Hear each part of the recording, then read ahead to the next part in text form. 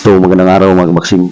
Sa kakatapos ng laban ng ating pambato na former world champion na si Mark Magnifico Magsayo kontra sa pambato ng Mexico na si Eduardo Ramirez sa undercard ng laban ng Tank Davis versus Frank Martin ay wagi po si Magsayo mga kabaksing via unanimous decision sa score na 97-92 twice at 99-90. So lahat ng hurado mga kabaksing ay pabor sa ating pambato.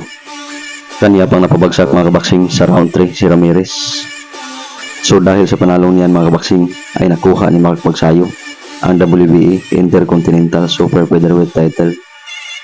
So mukhang malapit na po siyang makakalaban sa isang title fight sa Super Featherweight Division mga kabaksing.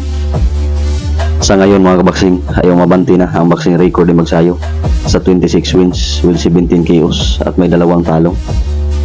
Samantalang ang Mexicano si Eduardo Ramirez ay nalasap ang kanyang pang-apat na talo na may 28 wins with 13 KOs. Samantalang sa ibang balita mga kabaksing ay sa bansang Puerto Rico ay kakatapusan din po ng laban ng ating pambato na si Kenny Demicilio kontra kay Kevin Gonzalez sa undercard sa laban ng Liam Paro versus Sabril Matias. Bigo po ang ating pambatong si Demicilio mga kabaksing na manalo. Ito matapos yung talunin ni Kevin Gonzalez via 9th round TKO. Dahil sa pagkatalong niya na Demicilio mga kabaksing ay bumagsak na ang kanyang kartada na may 17 wins, 10 KOs at may 8 talo.